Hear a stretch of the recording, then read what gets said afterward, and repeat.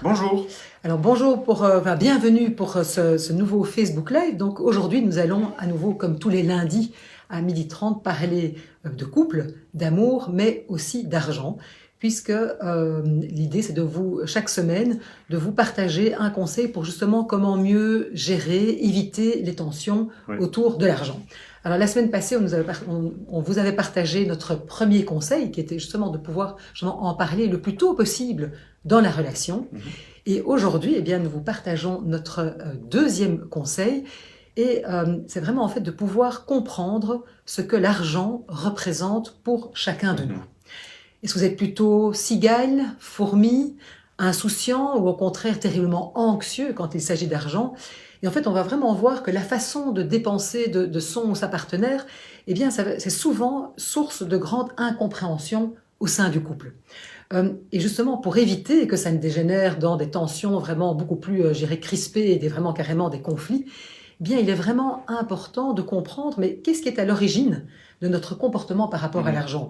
Le mien, mon comportement, mais évidemment aussi celui de mon ou de ma conjointe. C'est vrai parce qu'en fait, vous l'aurez sans doute tous constaté, certaines personnes, et on le voit bien en couple, sont par nature très économes, soucieuses de ce qu'elles dépensent, tandis que d'autres sont plus à l'aise, j'ai envie de dire, à l'argent, ne se posent pas d'argent, on pourrait dire, on n'a pas un problème, on va dire, voire pour certaines, ont tendance à dépenser un peu trop facilement, un peu désinvolture, ce qui évidemment cause des tensions dans le couple.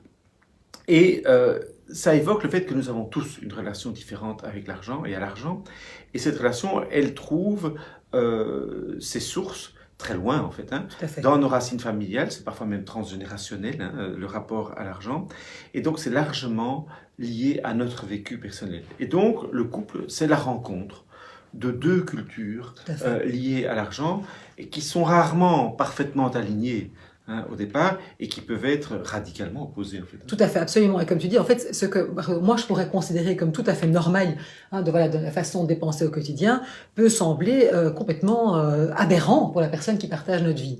Et donc c'est vraiment intéressant de voir qu'on n'a pas le même rapport à l'argent. Et donc du coup, évidemment, une fois de plus, et on en revient toujours à la communication, mais le fait d'en parler et de comprendre pourquoi on a peut-être un rapport différent à l'argent, c'est important pour comprendre, mais justement d'être conscient en fait de ce qui est à l'origine, et à l'origine de nos points de désaccord parfois et de nos frustrations. Et donc, ce qui est important, c'est à partir du moment où on en parle, non seulement on va pouvoir prendre conscience finalement de ce qu'amène mon partenaire, l'autre, en fait, de son rapport à l'argent, peut-être de son histoire familiale, mais aussi évidemment de ce qui m'appartient à moi aussi. Et c'est ça qui est super intéressant. Et donc du coup, après un moment, on se comprend mieux soi-même et on comprend mieux l'autre, mais évidemment, ça nous permet d'avoir une relation beaucoup plus épanouie, avoir beaucoup plus de compréhension. Évidemment.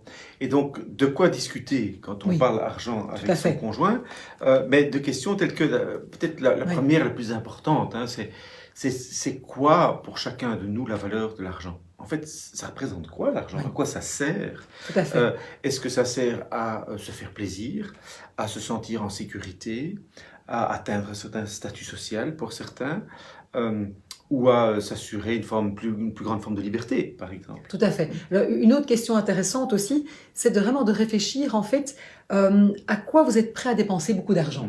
Et là aussi, ça peut être vraiment très différent. Est-ce que c'est plutôt parce que j'ai envie d'acheter, je sais pas moi, des vêtements de qualité, ou au contraire, j'ai envie d'avoir une alimentation, par exemple, très raffinée?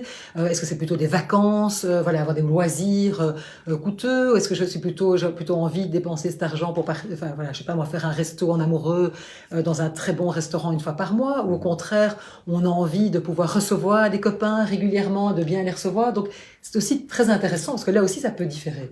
Et donc, même si on partage en fait les mêmes valeurs par rapport à l'argent, c'est vrai que on peut avoir des préférences différentes quant à la manière d'affecter l'argent. Et donc, ça vaut la peine de parler de cela et de s'accorder sur certaines de ces dépenses, telles que celles que tu évoquais. Tout à fait. Mais également, quand viennent les enfants, à toutes les dépenses relatives aux enfants aussi. Tiens, est-ce qu'on va donner un moment de l'argent de poche à nos enfants? Qu'est-ce qu'on donne comme cadeau? C'est quoi la valeur d'un cadeau à nos enfants? Tout à fait. Est-ce qu'on trouve bien de donner des étrennes à nos enfants? Et si oui, quel montant?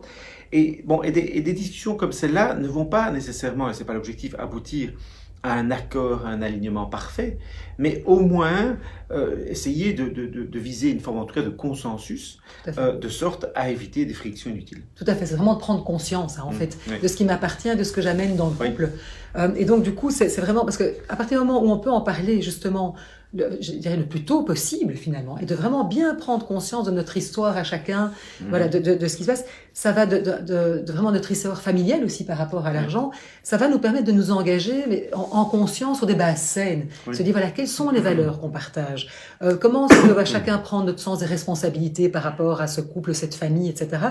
Et donc, ça va vraiment, ça va permettre de pouvoir faire émerger des non-dits.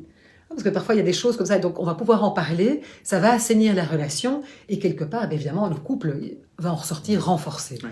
Alors, la question qu'on peut quand même malgré tout se poser, Oui. c'est est-ce qu'on peut construire un couple solide si on a un rapport à l'argent qui est totalement opposé l'un par rapport à l'autre? Alors, en tout cas, la première étape, c'est d'apprendre à mieux comprendre. Mieux comprendre le rapport que moi j'ai à l'argent, mieux comprendre le rapport que l'autre à l'argent. Et si le comportement de l'autre par rapport à l'argent a un impact sur moi, ça me blesse, ça me crispe, ça m'angoisse éventuellement parce que j'ai l'impression que l'autre dépense et que c'est un véritable robinet ouvert, eh bien, ça interpelle mon propre rapport à l'argent.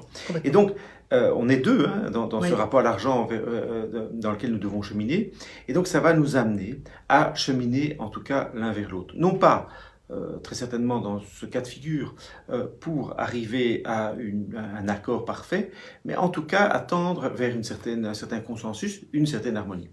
Mais bon, il n'en reste pas moins que si on est foncièrement, viscéralement économe, si on envisage de se mettre ou de rester en couple avec quelqu'un qui veut, lui, rester fondamentalement un flambeur, ça risque d'être un peu compliqué. Voilà. Donc, le cheminement l'un vers l'autre, il est clé. Là. Tout à fait, absolument. Et donc, de nouveau, une fois de plus, ce qui est important, c'est de pouvoir en parler, c'est de pouvoir communiquer, c'est de pouvoir vraiment comprendre le plus tôt possible mais quel est justement mon rapport à l'argent.